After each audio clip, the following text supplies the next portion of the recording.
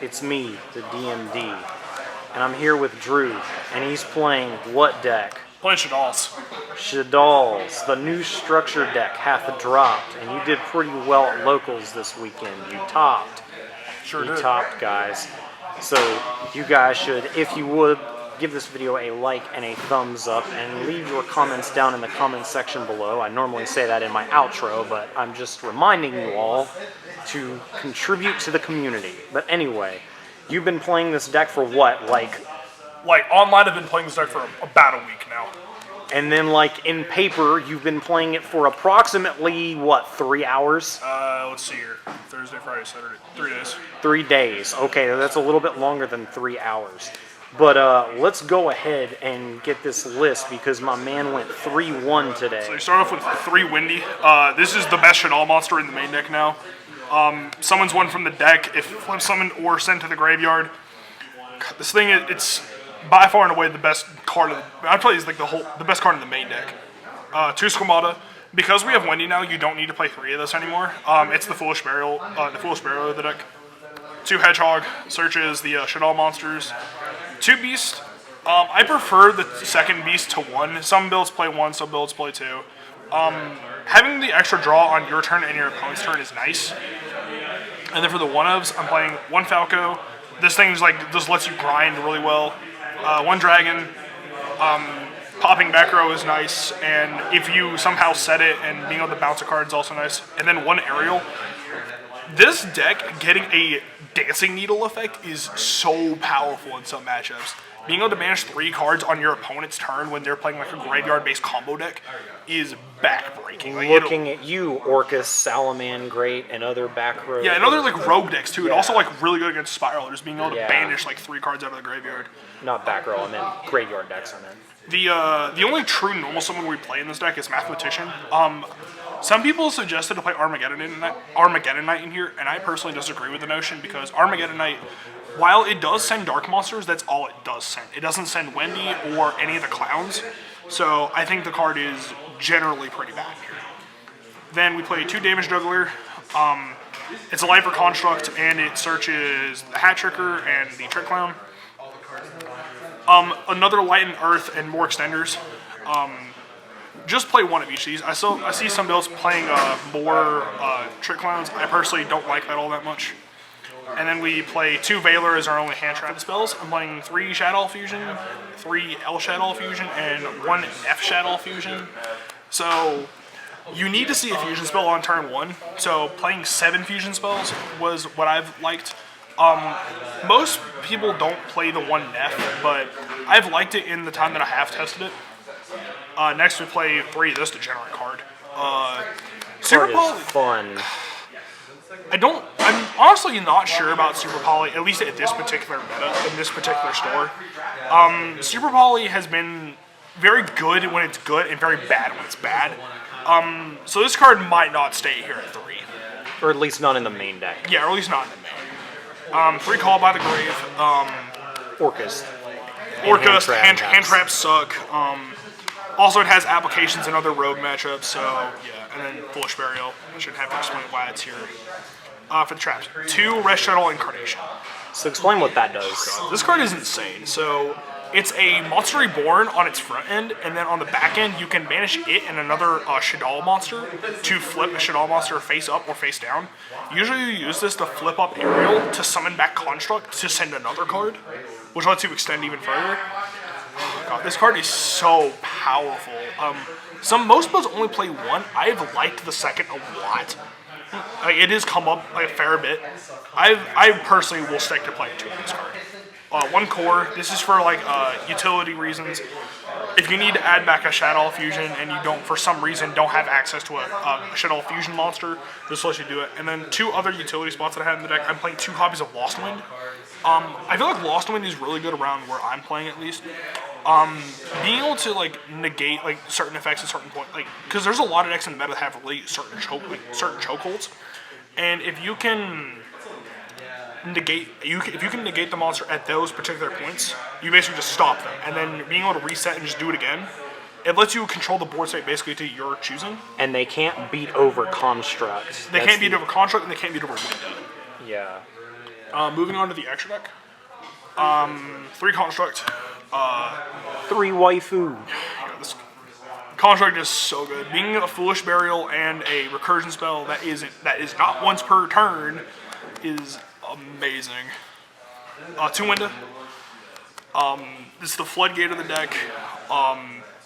Usually you want to make this on your opponent's standby phase, or like after they commit to their first their first special summon. Yeah. The best time to activate this is when they activate a danger monster.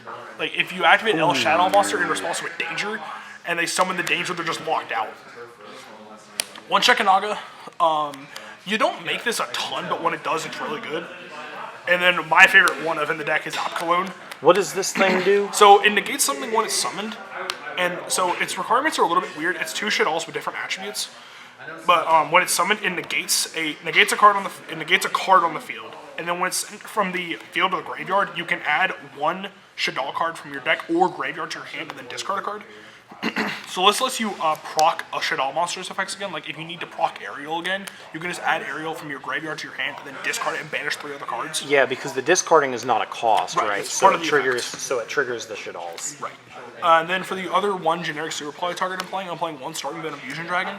I wasn't sure what to play in this slot. I had the choice between Almarduke, which I found out no one's playing Spiral in this particular locals, Duplexer, or this. And I chose this because I feel like it has the broadest amount of matchups. Yeah, it has the widest application. Right. And then for the Link Monsters, I'm playing 1 Gravity Controller. This card is when you so the reason why we play this is because it's when you brick and you don't have a normal summon, after you make Construct, you can use this to link off the Construct, add 1 back, and you'll have a fusion spell for next turn. And this thing's also annoyingly hard to get rid of. Then the best Link Monster in the deck, Cross Sheep. This card is insane. It turns fusion. So the effect we care about is the fusion effect. So if you summon a fusion monster to a zone it points to, you summon back another monster. So this lets you make the god board in the deck, which is Wind Dweller, which is really hard to beat in most meta decks have a really tough time trying to get over that board. 1 Shaddoll Construct. It's another fusion spell and it's an extender.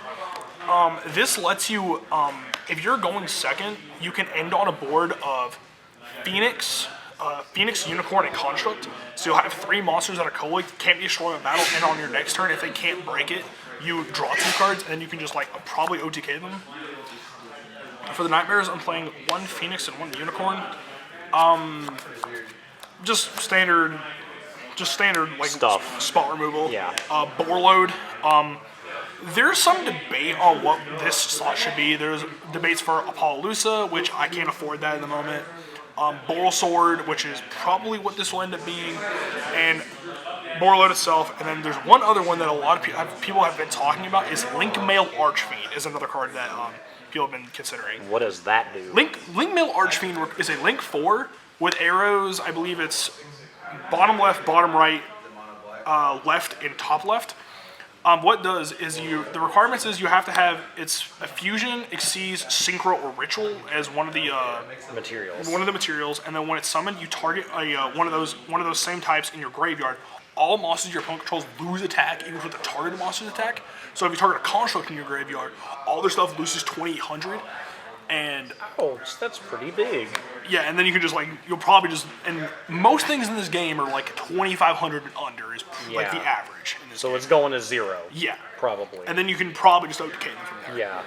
And then Abyss Dweller. Abyss Dweller just wrecks decks these days. Spiral, Orcus, The Dinosaurs, the Mirror. Yeah, this card just bad manners people a lot. I love Abyss Dweller. And then real quick, the side deck. Side deck, 1 Pankratops. Yep. Unfortunately. 1 Reboot. 1 Reboot. 3 Twisters. 2 Skullmeister. I have been in love with this card today. Skullmeister is kind of it has the same applications as a card like DD Crow would have. It's you're dealing with a threat in the graveyard.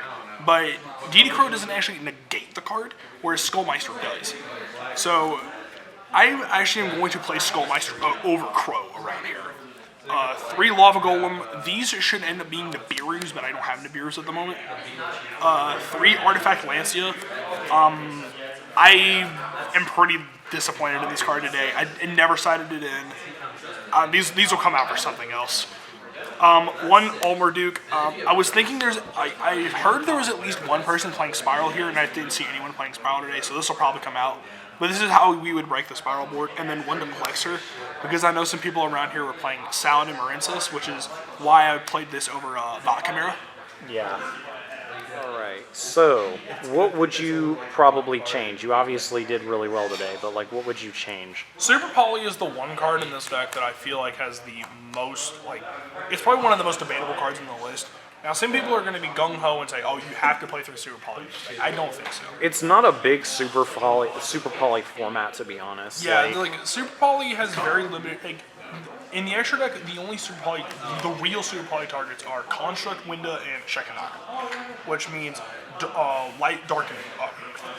But even with having those three attributes, and they're fairly popular attributes, it doesn't really justify it enough. Like, usually you want your Super Polys to hit more than just a singular monster. You want Super Poly to hit like 2 or 3 monsters. In general, you want your side deck to be more impactful than like random, like, you know, just kind of like one-off matchups that you'll never see. But anyway, it's me, it's your DMD. Side note, guys, I pulled an ulti. Yeah, I pulled an ulti, and I really like it. I pulled this last week too, so I have 2 ulti Levianeers now, and I just lick it? No, you may not. I lick it? For $40, yes, you want to can. slightly lick the Chaos Dragon No, Levianeer? I do not. I do not. You want to slightly digest the Chaos Dragon Levianeer? I sure do not. Unless you have $40 that you would like to pay to eat said Levianeer. But anyway, Tasty. guys, it's me, it's that DMD, and your boy is out.